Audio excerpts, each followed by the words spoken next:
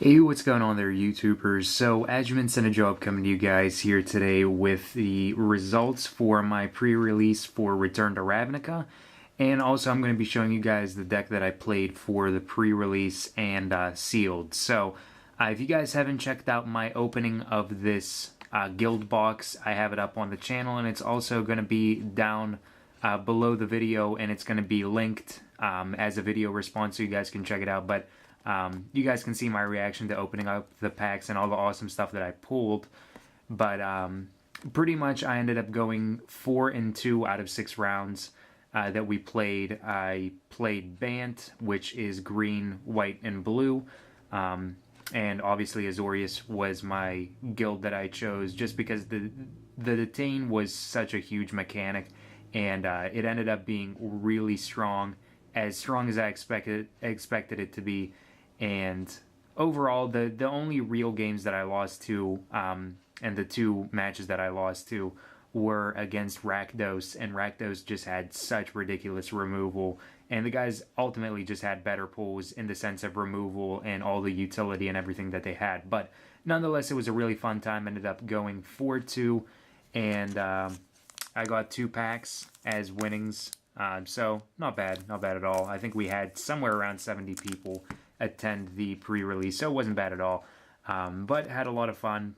Ended up going 4-2, got 2 packs, and the 2 packs are going to be opened up on the daily pack opening episode, so you guys can check that out and be sure to see what awesome stuff I pulled out of them. So we are going to take a look at this here. So I kept everything pretty much intact. I have the letter from the Azorius Senate. I have that. I still have my the achievement card thing. So I didn't do them. I never really do these. It's just kind of funny to read through some of these and see what the achievements are for the events. And then you had this sticker too, which one of my friends took and just started slapping them onto people's backs. But nonetheless, we have the cards that I pulled here. I also got one of the intro packs, but I'm going to go over that a little bit later. But along with each of the guild boxes, you also get a spin down die, which was really awesome.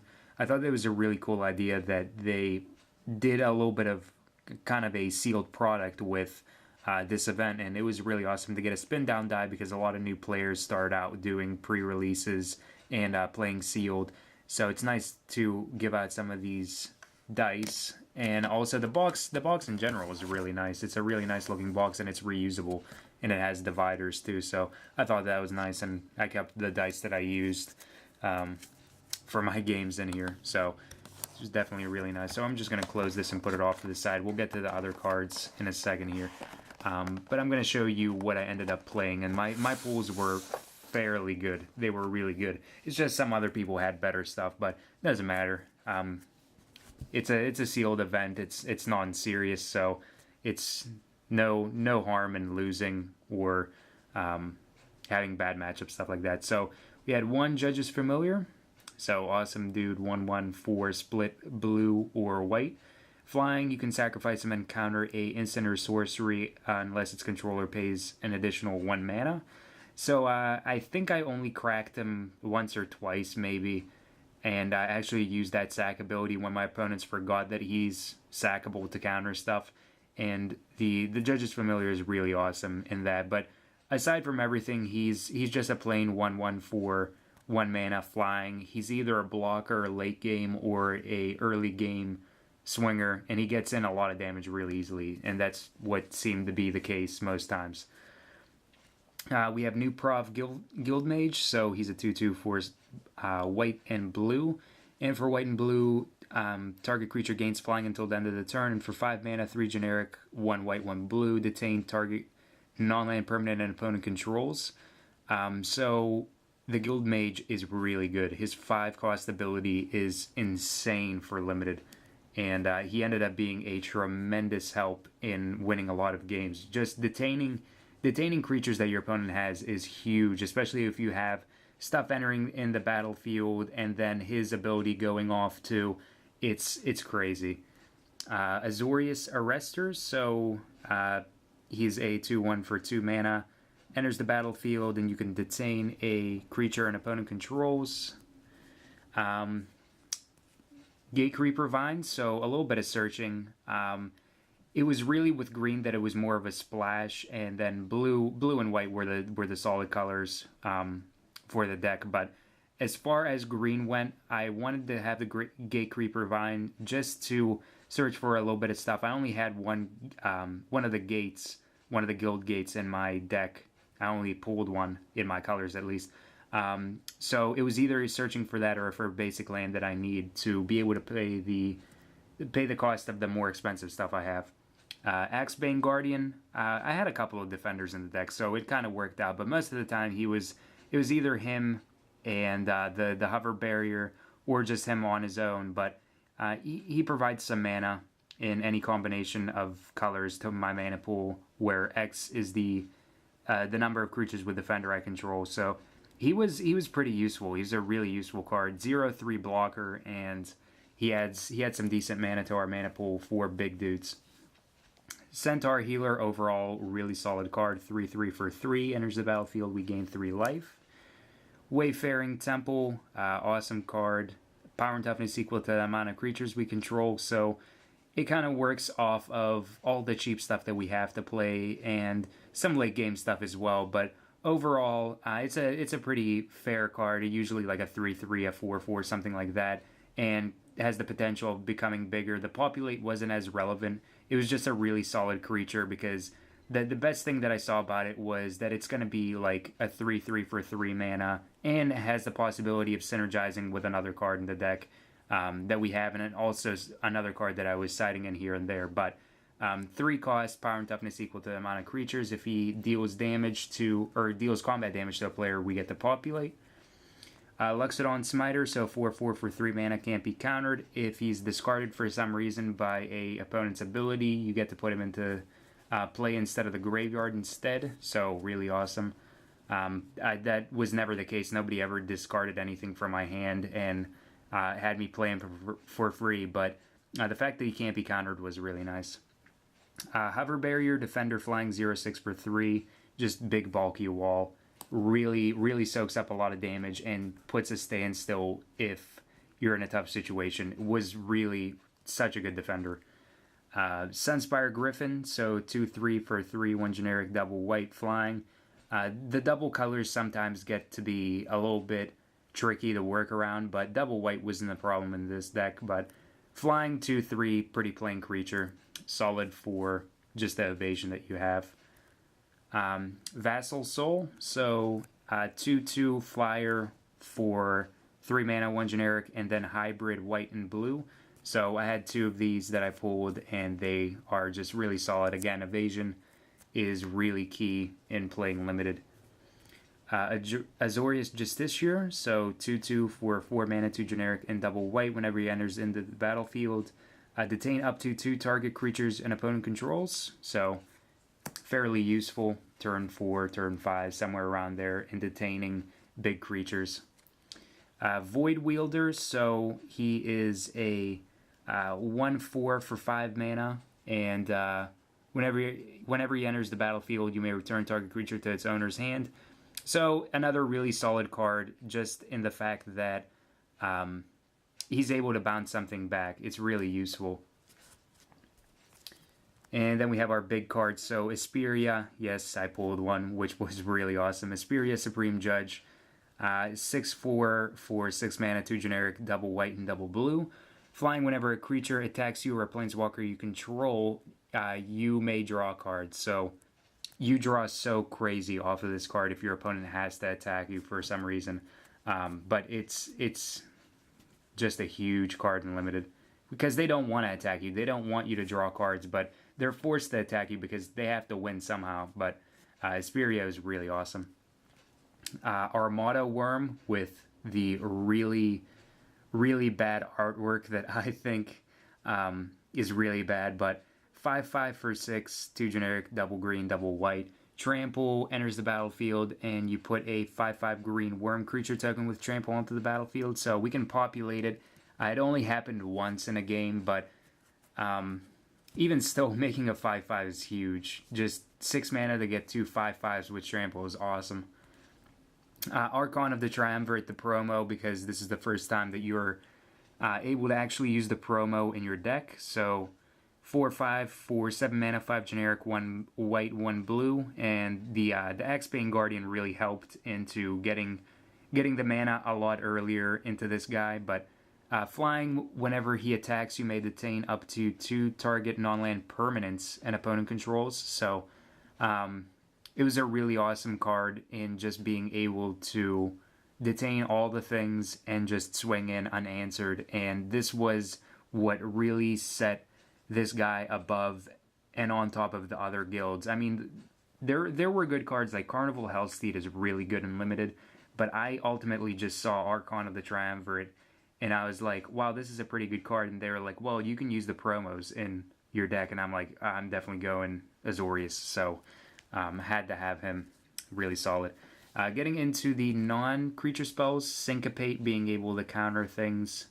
Usually X is like 3 or 4, but I mean, there's been times where Syncopate was just 1 and they couldn't pay that 1 and you just get the counter stuff. Countering is really, really essential as well in being able to survive.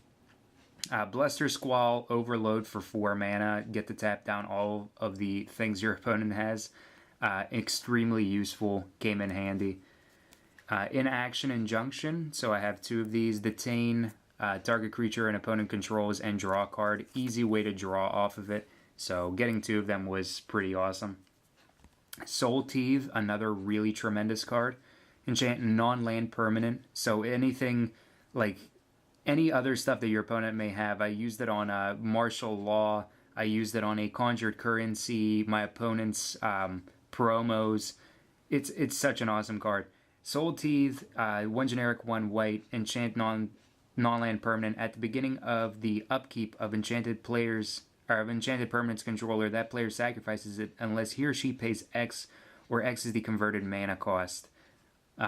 Just such an awesome card. It's so annoying for them to have to deal with. They have to either pay the mana or just sacrifice their creature, and permanent, and oftentimes they end up just sacking it. So it's like an outlet of removal, and I didn't really have that much removal in here. I didn't really pull anything that was anywhere near good for removal as opposed to what other people pulled.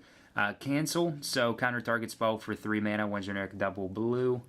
Double blue was, it never really ended up being a hassle, but it seemed like a stretch because I didn't really want to have blue as double colors aside from like the big finishers, but cancel ended up being really good. I mean, it's a counter spell with no drawbacks. Paralyzing Grasp, 3 mana, enchant creature. Enchanted creature doesn't untap during its controller's during its controller's untap step. So, easy way to just keep things tapped down. Inspiration, so 4 cost, target player draws 2 cards, easy way to draw stuff and accelerate along. So that was the spells. And then we have our lands. So I had 1 Temple Garden, was really, really happy about Shock lands. Azorius Guildgate, the only Guildgate that I had. And then from there, I believe 6 plains. 1, 2, 3, 4, 5, 6. Yeah, 6 plains, 5 islands, and then 4 forests. So not bad at all. Fairly solid. I had a lot of really, really good games with it. And the 2 matches that I lost out of 6 of them, I ended up going 1 and 2. So I at least won 1 out of the 3 games for those 2 rounds, and then the other 4 rounds I won 3 of them 2-0, and then 1 of them 2-1. So I can't complain. The deck did really good. I had a lot of fun. So that was the deck. Now we're going to take a look at the other stuff that I had. Alright, so the other stuff that I had in here was kind of like sideboarding stuff. It wasn't really sideboarding much, but in certain games there was stuff that I wanted to side in and out and just kind of interact with different decks. Like I said, I did open up one of the intro packs for Izzet. So I have the stuff that I pulled out of that. We're going to take a look at that in a second. But I had Downsize, which I didn't want to run it. It's a filler card, but it didn't seem like something that I needed right off the bat. It's combat shenanigans, but it ended up, in some games, like against Rakdos, it ended up being good because Rakdos is really quick on what it can do. But Downsize for its overload cost, make everything have -4, -0 is really useful. Eyes in the Sky, I used this against a couple of matchups where I wanted flying evasion and there was really just a lockdown on the things that were going on with non-evasion creatures. So I wanted to have some creatures that were flying, and there was one game where these just won outright. The Eyes in the Sky making two 1/1s, and well, it just makes 1/1/1, then you get to populate. But being able to populate off of that, I wanted to do it off of the Armada Worm, but I didn't get to do that. But being able to just have 2 1/1s was useful, even in my eyes, as them just being blockers for evasion and stuff like that. But they ended up actually winning a game, so it was useful. It sided in here and there. Avenging Arrow, now this was a card that it's removal, and it's really good removal for being able to just kill something that dealt damage, but at the same time I put it in my sideboard because this wasn't something that I ideally wanted in my main board against every single matchup. I did sideboard it a lot. It's a really, really good card, and it does deserve a slot in the main board. But because a lot of people were playing Azorius, I really didn't have to worry about them dealing damage and stuff like that. So I chose to run creatures over that. But at the same time, there were certain matchups where I just needed the arrow. I needed the removal, and the removal was very relevant. So Avenging Arrow did definitely side in a lot, but I made the appropriate call to not use it in the main board, and it ended up working perfectly in that sense whenever this situation came up.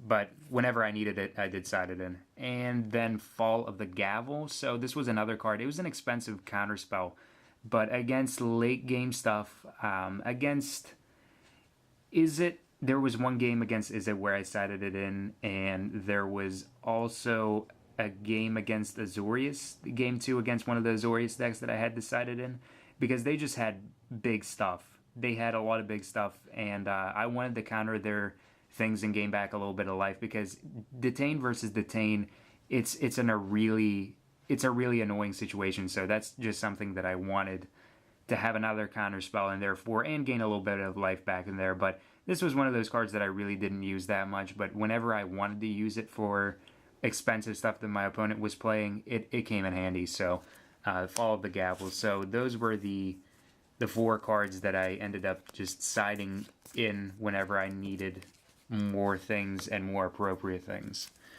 I'm just going to rearrange this so I have something cool on top.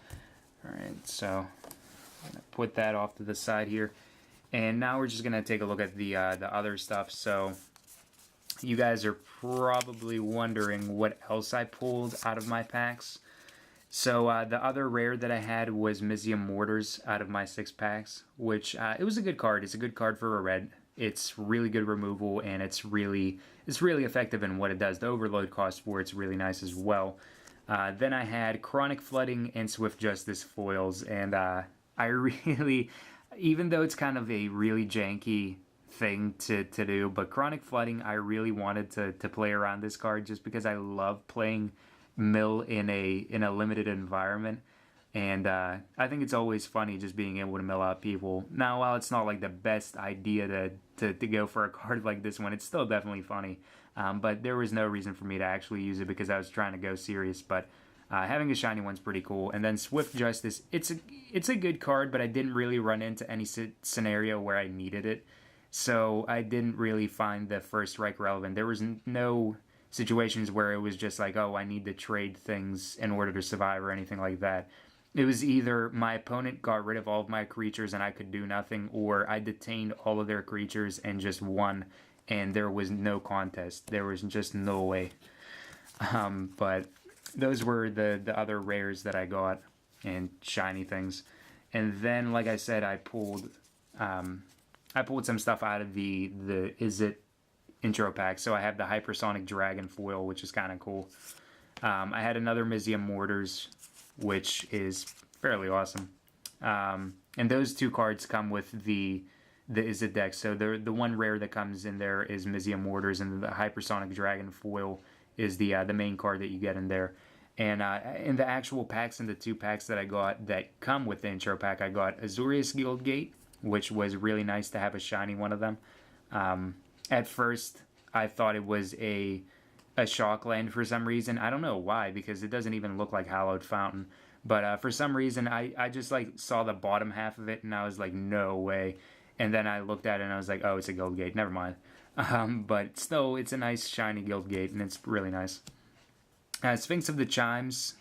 So this card's it's not bad in limited. It's definitely really good because it's a 5/6 for 6 mana flying. But his ability just ends up being really dead. You don't really run into any scenarios where it's like really good. But just as an able-bodied creature, he's good in limited. Constructed, there's really not a huge need to run him. And then my other rare that I pulled out of the packs that came along with the intro pack was Rest in Peace. So pretty big hoser for Constructed. So 2 mana, and whenever it enters the battlefield, exile all cards from graveyards. If a token or a card would be put into a graveyard from anywhere, exile it instead. So that is the stuff that I got at the pre-release. So let me know how your guys' pre-release went, if you actually attended one of the pre-release events, what guild you played, how you ended up doing, if you pulled any awesome stuff, and any stories like that down in the comments below. And please be sure to give this video a nice thumbs up and a favorite, and possibly subscribe to the channel for more Magic the Gathering content. Until next time, guys, have a wonderful, fun-filled Magic the Gathering day.